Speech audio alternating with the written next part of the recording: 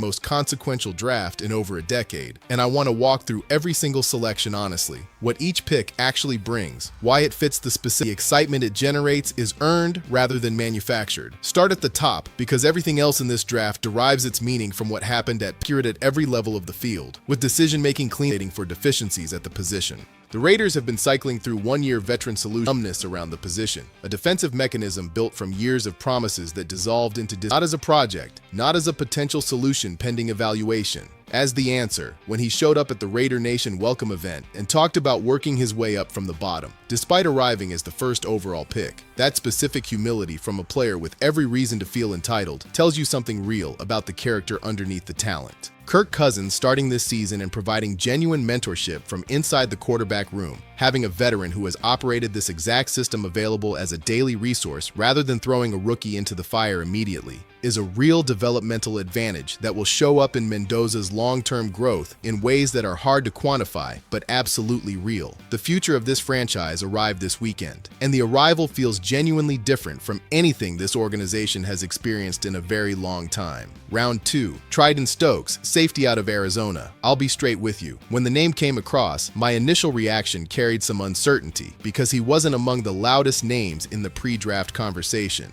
But the more I examined what Stokes actually does, and the more clearly I understood the defensive scheme being installed in Las Vegas, the more this selection made complete sense. Former walk-on who earned his way to legitimate draft consideration, that competitive character, built through years of proving doubters wrong rather than coasting on recruited reputation, is the psychological foundation of who he is as a football player. The 4.33 gives him elite closing speed. He allowed 0 touchdowns in coverage throughout 2025. He can play free safety, the slot, or outside depending on what the coverage structure demands on any given snap. In a zone-heavy defensive system where center field range and football IQ matter more than raw athleticism alone, having a safety with that profile and that demonstrated production available in round 2 represents genuine surplus value. The Raiders found it and used it correctly. Round 3, pick 67, Crone Crawford, edge rusher out of Auburn. My honest first reaction questioned whether this was the right positional priority in that spot. But the more carefully I examined Crawford's specific profile against the defensive line construction following the Tyree Wilson trade, the clearer the logic became. He has the explosive first step that professional pass rush requires. He's genuinely twitchy off the snap with the edge flexibility and bend that translates when the level of competition increases. He can line up with his hand in the dirt in a 4-3 or stand up as a 3-4 outside linebacker, giving the defensive staff genuine flexibility based on down, distance, and matchup. Some evaluators have him in the same conversation as Kel Falk, who went considerably earlier in this draft, which makes the value here real rather than speculative. His ceiling is genuinely high. Rob Leonard has a documented track record of developing pass rushers when he gets the right raw material, and Crawford has the raw material. The development has to happen, but the foundation is there to build on. Round 3, pick 91, Trey Zuther, offensive lineman out of Texas A&M. This is the depth pick the Raiders needed, and frankly should have addressed earlier in the process, but getting it here still counts as real organizational value rather than a consolation. His PFF pass blocking grade ranks among the highest ever recorded at the position in college football, which tells you the technical foundation is already established and doesn't require extensive professional reconstruction. He can play center, guard, or tackle depending on what the line needs at any given moment, giving the coaching staff genuine positional flexibility rather than a single-use depth piece. He projects most naturally competing for a guard spot alongside what's already in the room, and that interior depth, protecting Fernando Mendoza when he takes over, or Cousins in the interim, matters enormously for a unit that demonstrated last season exactly what instability in the trenches costs an offense over the course of a full year. Zuther is the organizational commitment to not repeating that lesson.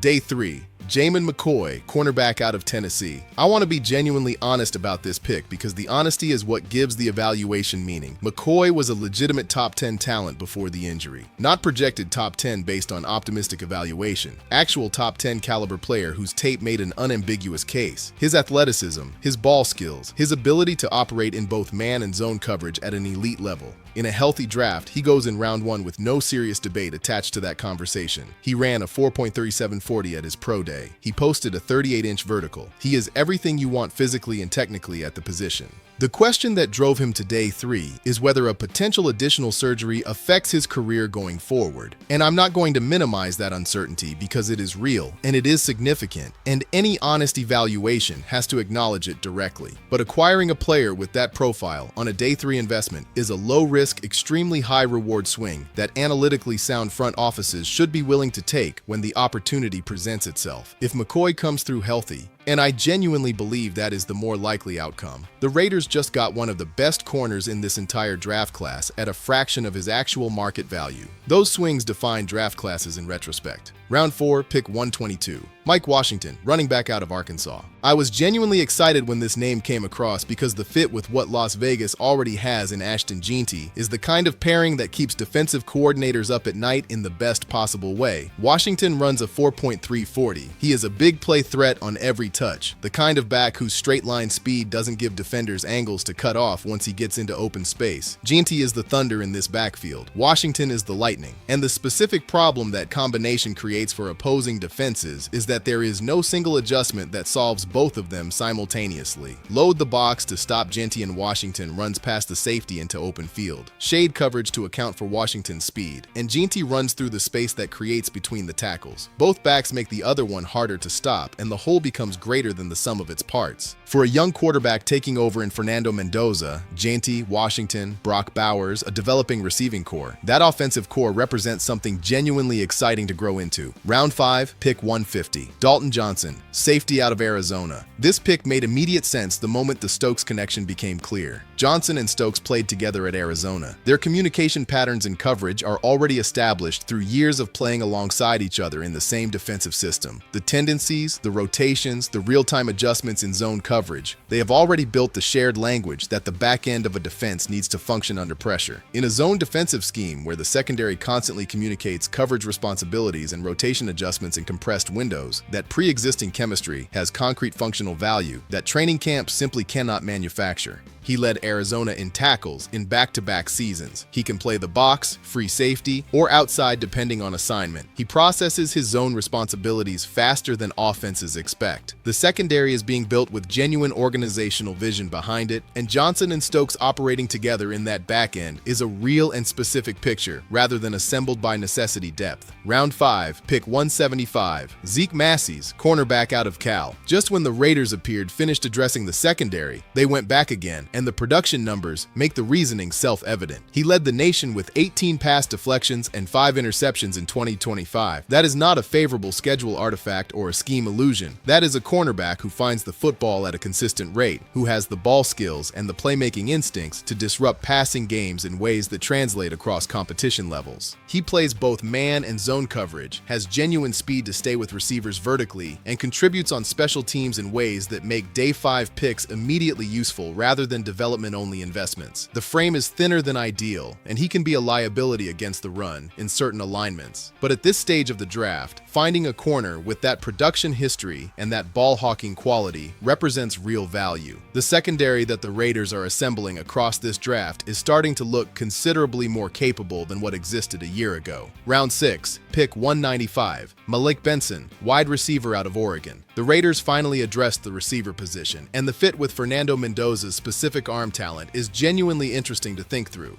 Benson runs a 4.3740. 5 of his 6 touchdowns last season came on plays of more than 40 yards, 5 of 6. That specific number describes a player type with precision, a receiver whose primary mode of contribution is changing the entire trajectory of a drive or a game with a single explosive play that covers the field from anywhere it's launched. In an offense built around establishing the run and controlling game scripts, having a receiver who forces safeties to respect him vertically before the snap keeps the box lighter on run plays creates spacing effects that benefit everything else the offense attempts, and changes the pre-snap alignment decisions of every defensive coordinator who game plans against you. He needs time to refine his full route tree, but the speed is real, the big play track record is documented, and the roster opportunity exists for him to prove himself in the preseason. His fit with a quarterback who layers throws with touch and timing is specifically worth watching. Round 7, pick 229. Brandon Cleveland, defensive tackle out of NC State. The final pick of the entire draft, and from everything I've studied on him, this is a legitimate late-round find rather than a name-filling exercise. He plays with violent hands, the technical ability to strike, control, and disengage at the point of attack that separates functional interior linemen from players who merely occupy space. He stays square without getting displaced laterally, which is the fundamental requirement of a run-stopping defensive tackle in any scheme. 6'4", 315 pounds, 4 years of starting experience against ACC competition. In a defense potentially moving toward 3 to 4 alignment, Cleveland has the profile of an interior anchor who holds his gap and allows the edge players around him cleaner paths to the ball carrier. Finding that kind of functional interior presence on the final selection of the weekend is genuinely good roster management, and it closes the class on a note that is quietly better than most organizations manage with much earlier capital.